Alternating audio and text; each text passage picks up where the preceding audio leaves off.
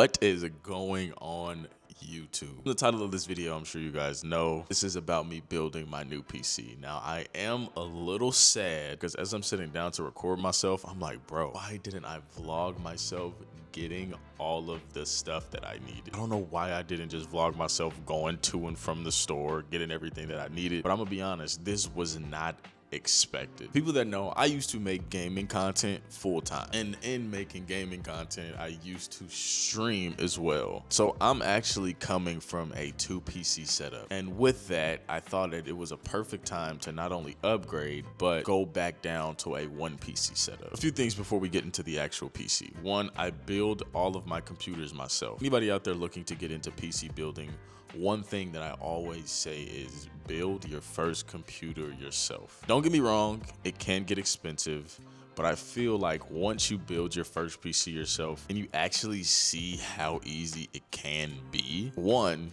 you'll always build your own computers, and two, if anything goes wrong with it, you'll have the knowledge to be able to troubleshoot it yourself and be like, maybe I did this wrong, or maybe I plugged this in wrong, or etc. I built my first PC over 6 years ago, and the 2 PCs that I got rid of were about 5 years old. My gaming PC, I had a RTX 3080, put a picture somewhere up on the screen. And going into this new build, I just wanted something completely different. I really wanted my next PC to be amazing. Top 3 most important things to me when it comes to building my computer. One, even though I don't create gaming content anymore, I'm still a gamer at heart. So to be able to run the games that I play the most at least 240 FPS was essential. Number 2 is I wanted something that would make my editing flow easier. All the content that you guys have seen on this channel so far has been recorded, edited, and rendered in 4K with cinematic looking color grading. I need something that can handle that. Now, don't get me wrong, my old computers handled that perfectly fine, but I did have those computers for about 5 years, and that is what I expect the lifespan of a PC to be. I could have actually gotten away with using those computers for probably another 2 to 3 years, but I said I don't need 2 computers anymore, so let's just get rid of these 2 and build me another one. Oh, and before I forget, number 3 on my list of important things is I want to make sure that my PC is quiet. My first PC, the fans on that thing were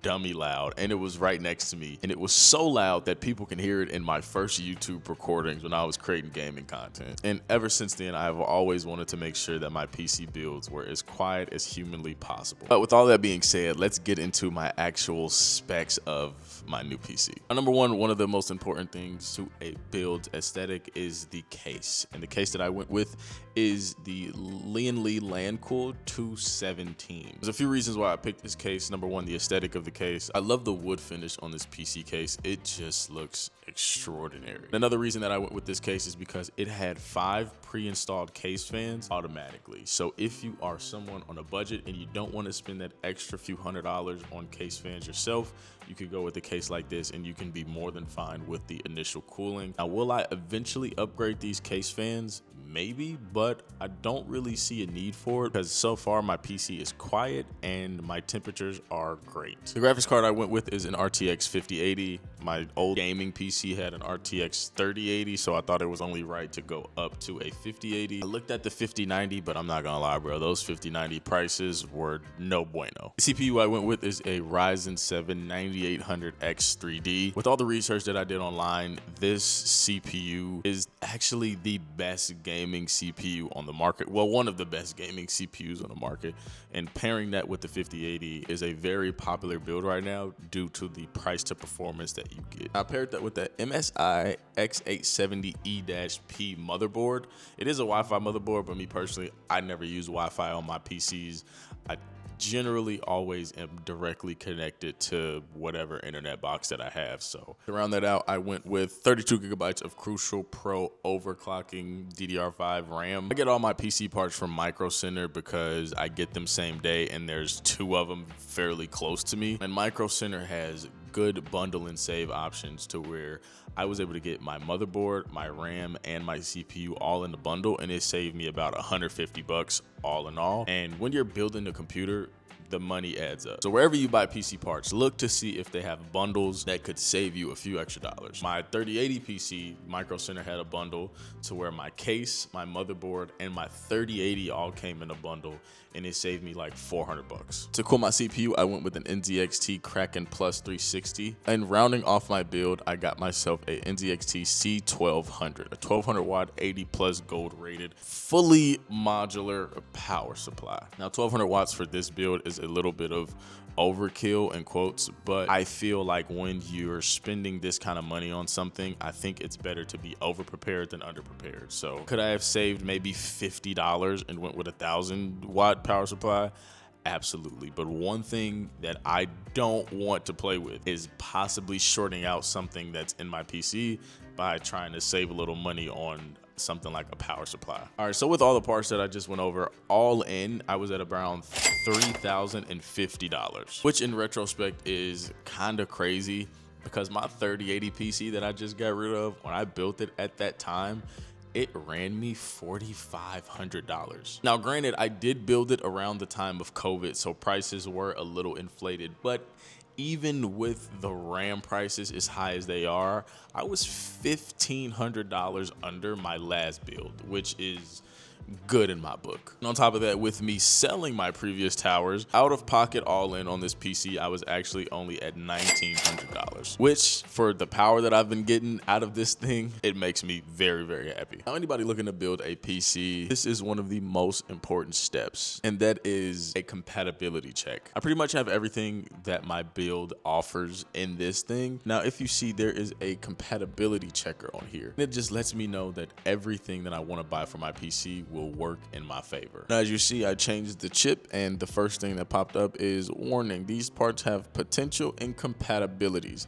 See details below. And just like that, it says this CPU is not compatible with the motherboard. So save yourself some time and headache and make sure that all your PC parts are actually compatible with each other. All right, so let's start off with the gaming portion. Now, as you guys see on your screen, I am playing Warzone, and Warzone is my main game just because I've been playing Call of Duty for such a long time. Warzone is in a terrible state right now, but I don't want to talk about that. But as you see, bro, I'm averaging 250 to 300 frames on Rebirth Island, which is the smaller map that I play. Now, here's a small audio clip of how much noise my fan was actually making in my PC.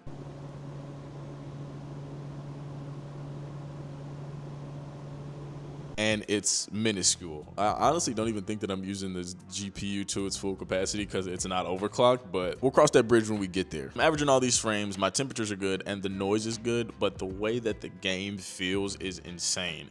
I literally just set my camera down, I played a game, and I just dropped 30 kills my first game on, and the game just felt amazing the entire time. So far, the noise and the gaming are both A+ in my book. Now, let's get over to the editing portion.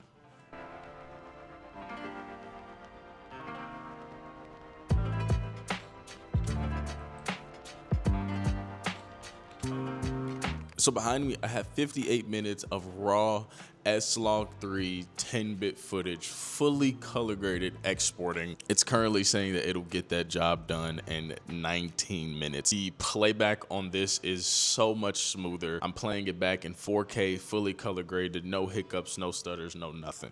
To be quite honest, I am very, very grateful. I'm looking at it render right now, and bro, it's flying through these large file videos like nothing. Cutting through them like a hot knife through butter. This is ridiculous. And while we're on the topic of exporting things, let me show you guys my export settings. I've been getting a lot of questions about how I export my videos, and these export settings are the same for full-length YouTube videos like this, or even my short-form content that I post on Instagram. So let's get into it. All right, just so you guys know, I do edit and color grade everything in DaVinci Resolve Studio. All right, my format is MP4 and my codec is H.264 and my encoder is NVIDIA. I got a 5080. I'm gonna make sure that this 5080 is the reason my edits come out quick, fast, and they look amazing. All right, my resolution is typically whatever my timeline resolution is, and the same for my frame rate. Now, this is the most important part right here. My encoding profile is high. My rate control is constant QP. Preset is slow. The slower you go, the better the quality is. That's all that means. Tuning high quality, 2-pass is disabled. You can do 2-pass if you want just a little bit more quality, but I really never saw that big of a difference, and it just makes your export times longer. Constant QP IP and B is 16, 18, 20. Look ahead 16 frames. AQ strength 8, and then entropy coding mode auto. Starting out making content, finding out good export settings was tough. Once I started using DaVinci and I found my perfect settings, I just kept using the same ones and I've had no complaints so far. The video is done rendering. It was 51 minutes of 4K 10-bit S-Log3 Sony footage, fully color graded. And let's just see how long it took. As you see, I just named it test because I just wanted to see how long it would take to render this out. And it was 24 minutes and 4 seconds. I'm gonna be completely honest with y'all. My last PC, a video this long would have taken double the time. And looking at that time is really insane. And there you guys have it. That is my new PC setup. I'm gonna make a completely separate video about my actual entire setup once I get everything done. I got a monitor to buy, I got some wall panels that I gotta buy, and it's gonna be pretty much put together. So a video on that coming soon. And I'm so happy that I was able to do this at the beginning of this year just so I can make sure that I'm pumping out as much content as I possibly can. Not only that I'm putting out as much as I possibly can, but the quality that it comes to you guys is up to my standards of this channel. Now I want to get this video out as soon as possible. It's Monday. I wasn't able to get the video out Sunday like I wanted to, but it's okay. I'm gonna get some editing out on this bad boy, and it should be a pretty easy, quick process. If you guys did enjoy this video, hit that like button. I will be back this week coming up with another video, probably back more to a traditional vlog. I'm gonna have some videos like this when I get new tech, new setup things, new things for the house. So let me know how you guys did enjoy this video. Thank you guys for the support and the love. I will catch y'all on the next one. Peace out.